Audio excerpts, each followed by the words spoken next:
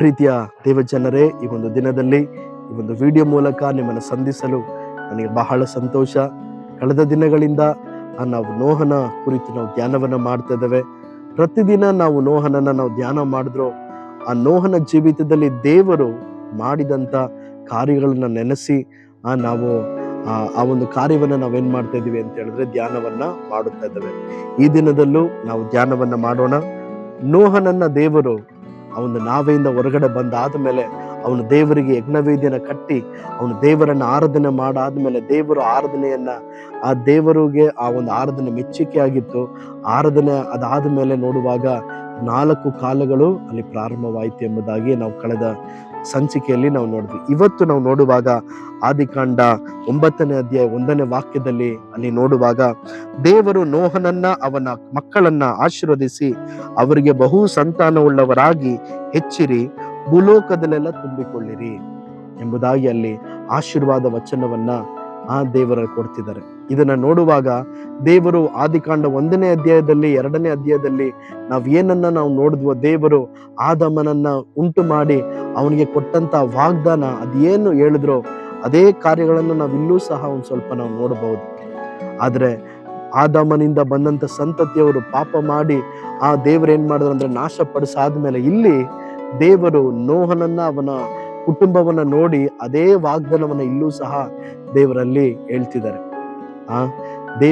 ದೇವರ ಒಂದು ಚಿತ್ತ ಏನು ಅಂತ ಹೇಳಿದ್ರೆ ನಾವು ನೋಡುವಾಗ ಅರಣ್ಯಕಾಂಡದಲ್ಲಿ ಇಸ್ರೇಲರನ್ನ ಆಶೀರ್ವದಿಸುವುದೇ ನನ್ನ ಚಿತ್ತ. ಇವತ್ತು ದೇವರ ಚಿತ್ತ, ದೇವರ ಒಂದು ಆಸೆ ಏನಂತ ಹೇಳಿದ್ರೆ ಆತನ ಮಕ್ಕಳಾಗಿರುವಂತ ನಮ್ಮನ್ನ ದೇವರು ಆಶೀರ್ವದಿಸಿ ನಮ್ಮನ್ನ ಹೆಚ್ಚಿಸುವಂಥದ್ದೇ, ನಾವು ಅಭಿವೃದ್ಧಿ ಆಗುವಂಥದ್ದೇ ಆತನ ಚಿತ್ತ ಆಗಿದೆ.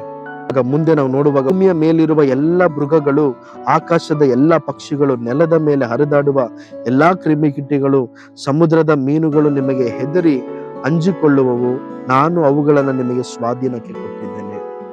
ನೋಡುವಾಗ ಪ್ರಕೃತಿಯ ಮೇಲೆ ದೇವರು ಅವ್ರಿಗೊಂದು ಅಧಿಕಾರವನ್ನ ಕೊಡ್ತಿದ್ದಾರೆ. ಅಲ್ಲಿ ನೋಡುವಾಗ ನಿಮಗೆ ಹೆದರಿ ಅಂಜಿಕೊಳ್ಳುವವು ಅಂದ್ರೆ ಪ್ರಕೃತಿ ನೋಡಿ ಇವರಿಗೆ ನೋಡಿ ಏನ್ ಮಾಡ್ತದೆ, ಅದು ಅಂಜಿಕೊಳ್ಳುತ್ತದೆ ಎಂಬುದಾಗಿ ದೇವರು ಅಲ್ಲಿ ಅವ್ರು ಕೊಡ್ತಿದ್ದಾರೆ. ಆ ಒಂದು ಅಧಿಕಾರವನ್ನ ದೇವ್ರು ಕೊಡ್ತಿದ್ದಾರೆ. ಮತ್ ಇನ್ನೊಂದು ಏನಂದ್ರೆ ಅವ್ರಿಗೆ ಆ ಭೂಮಿಯನ್ನ ಅವ್ರಿಗೆ ಅವ್ರು ಕೊಟ್ಟಿದ್ದಾರೆ, ಅವ್ರು ಅದನ್ನ ಸ್ವಾಧೀನಕ್ಕೆ ನಿಮಗೆ ಕೊಟ್ಟಿದ್ದೇನೆ ಎಂಬುದಾಗಿ ದೇವರು ಹೇಳ್ತಾರೆ. ಇವತ್ತು ದೇವರು ನಮಗೆ ಪರಲೋಕದಲ್ಲಿ ಮಾತ್ರ ಅಲ್ಲ, ಭೂಲೋಕದಲ್ಲಿರುವ ಸಕಲ ಎಲ್ಲ ಆಶೀರ್ವಾದಗಳನ್ನ ದೇವರು ನಮ್ಗೆ ಅನುಗ್ರಹಿಸುವಂತವರಾಗಿದ್ದಾರೆ. ದೇವರು ಅಬ್ರಾಹ್ಮನಿಗೆ ಹೇಳಿದಂತ ವಾಗ್ದಾನ ನಾವು ಇಬ್ರಿಯ ಬರೆದ ಪತ್ರಿಕೆಯಲ್ಲಿ ನಾವು ನೋಡುವಾಗ, ನಾನು ನಿನ್ನನ್ನು ಆಶೀರ್ವದಿಸುವೆನು, ನಿನ್ನನ್ನು ಹೆಚ್ಚಿಸುವೆನು ಎಂಬುದಾಗಿ ದೇವರು ಅಲ್ಲಿ ಹೇಳಿದ್ರು.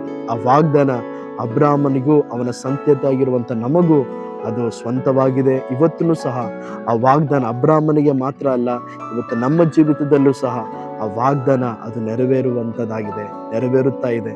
ಆದ್ರಿಂದ ದೇವರ ಚಿತ್ತ ಏನಂತ ಹೇಳಿದ್ರೆ ನಮ್ಮನ್ನ ದೇವರ ಆಶೀರ್ವದಿಸಿ ನಮ್ಮನ್ನ ಅಭಿವೃದ್ಧಿ ಪಡಿಸಿ ನಾವು ಆದಾಮನು ಕಳೆದುಕೊಂಡಂತ ಎಲ್ಲ ಅಧಿಕಾರವನ್ನ ದೇವರು ಮತ್ತೆ ನಮಗೆ ಕೊಟ್ಟು ನಾವೆಲ್ಲದರ ಮೇಲೆ ನಾವು ದೊರೆತನ ಮಾಡುವಂತವರಾಗಿ ದೇವರು ನಮಗೆ ಅಧಿಕಾರವನ್ನ ಕೊಟ್ಟಿದ್ದಾರೆ.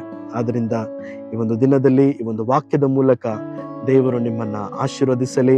ದೇವರು ನಿಮ್ಮನ್ನ ಆಶೀರ್ವದಿಸ್ತಾರೆ, ದೇವರು ನಿಮ್ಮನ್ನ ಹೆಚ್ಚಿಸ್ತಾರೆ.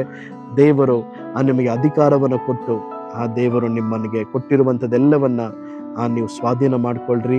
ದೇವರು ಈ ಒಂದು ವಾಕ್ಯದ ಮೂಲಕ ನಿಮ್ಮನ್ನು ಆಶೀರ್ವದಿಸಲಿ. ಆಮೇನ್.